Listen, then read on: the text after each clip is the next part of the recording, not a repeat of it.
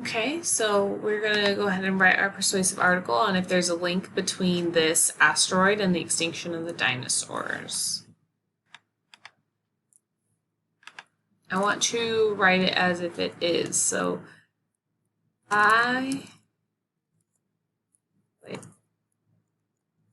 there is a link, a causal link between the Chicxulub impact and the extinction of the dinosaurs. I wanted to keep away from, even if it's persuasive, you try not to use I. You're trying to be persuasive and not just using I or you. The correlation is shown in the rock layers. There were dinosaur fossils until 66 billion years ago. Then the layer, let's see, look up here. What is that layer called? Right? Iridium anomaly. Iridium anomaly rolls off the tongue. The iridium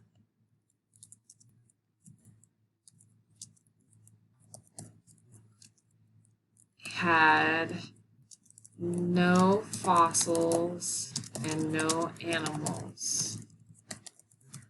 After that, there were no more dinosaur fossils. That layer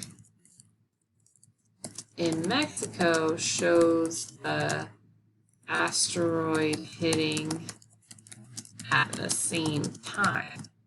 Using that technology, it shows that the asteroid and the dinosaurs, that the asteroid impact then caused the dinosaurs to become extinct. The rock layers,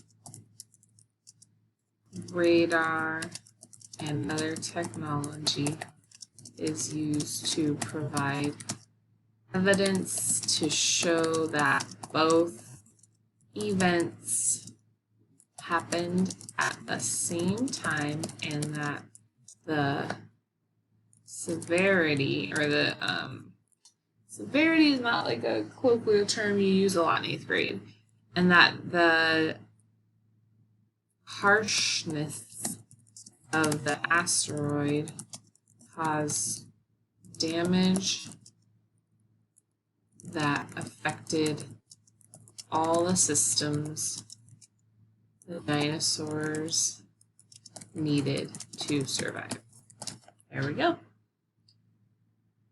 Analyze the correlation. Use the graph to analyze which extinctions are correlated with asteroids and which are the volcanic eruptions. Okay, the size of these little volcanoes, that's how big it was. So this one, tiny volcano event. This one, very big volcano event. Okay, here's what's happening to the marine diversity, and it's talking about millions of years ago. So back 600 million years ago, there was not much. And it followed this path until about 4,500 were grown. Okay, until it got to the zero timeline. Wow, which extinctions are correlated with asteroid impacts? So look at this asteroid and you can kind of see at the 200s, that's a very heavy, big crater, and there was a big dip right here. So that would be a mass extinction. But there's also a really big volcano, so that must be the time that they're talking about. 66 million years ago, let's look. 66 right here. Oh, this is the exact event we're talking about. Both. 250 million years ago is like right here. So there's a dip. There's a definite dip. It's not growing like this is growing. It's going backwards looks like volcanoes. I mean, I don't see that. Asteroid looks a little higher than 250. I'm going to say volcanoes. 450 right here. I don't even see too much of a dip. Maybe they're talking about this little one. But it does kind of look like just craters. By craters, I mean asteroid impact. So you should have both volcanic asteroid. What evidence would be useful to establish the actual cause between the mass extinction and the event it is correlated with? So when we look at 250 million years ago up here, remember we said volcanoes. So we're talking about volcanoes. So in order to say that the volcanoes caused a mass extinction, the scientists would need to look at data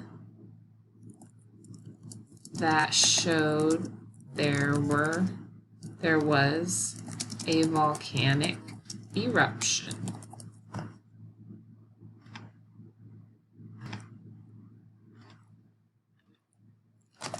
They'd have to collect data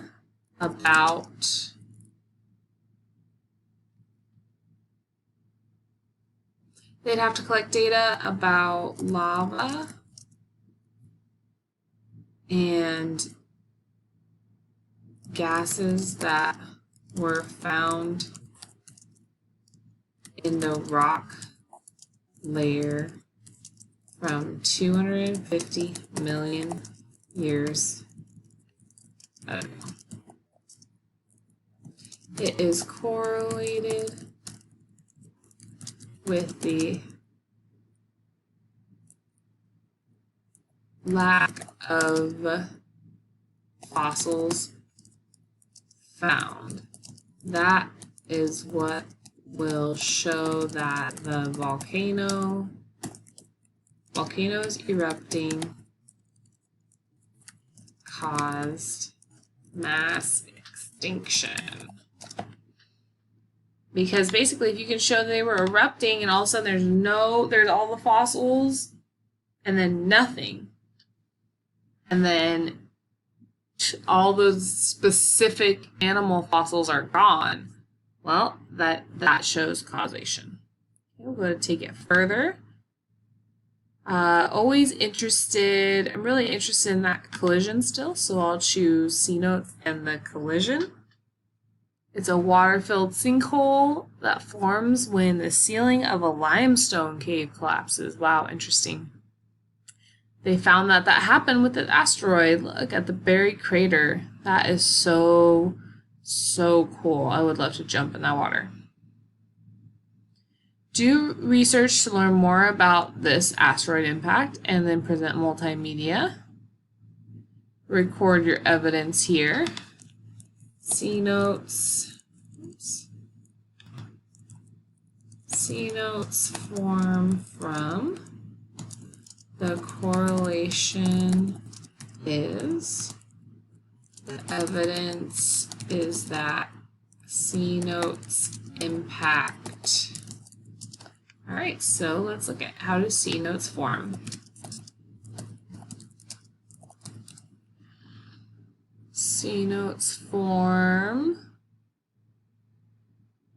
It's a natural pit resulting in collapse. A natural pit with a collapse of limestone. A natural pit of collapsed limestone. This only happens with the parts of an asteroid that collides with Earth particles.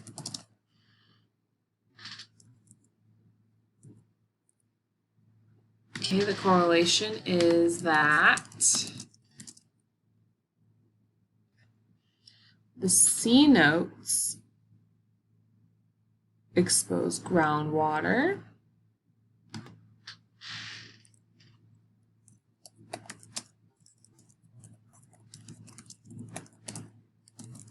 And can only form with an asteroid material coming into contact with the Earth. All right, there's the correlation. You can't have a C note without an asteroid. The evidence is that C notes impact and show evidence of an asteroid many years after the crash has already happened. Okay, so now we're showing the research that we did about C notes. We also want to know how they're formed, see if there's any additional information. So it says even though it's written in C note, it was called ditch in the ground. Ooh, excuse me. Formed by acidic rain as well.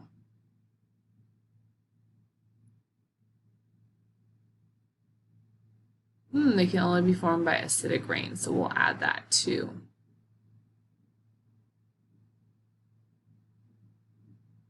They talk about all the different really great ones because there's a lot in Mexico. And that Mayans, ancient Indians, used them as well.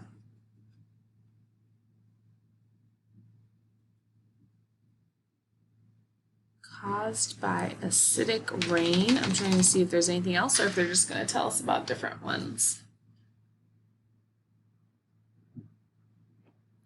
Looks like that's it. It can also be caused by acidic rain, which can be caused by asteroids. All right. So we're going to do lesson self-check. We'll create a new video for that.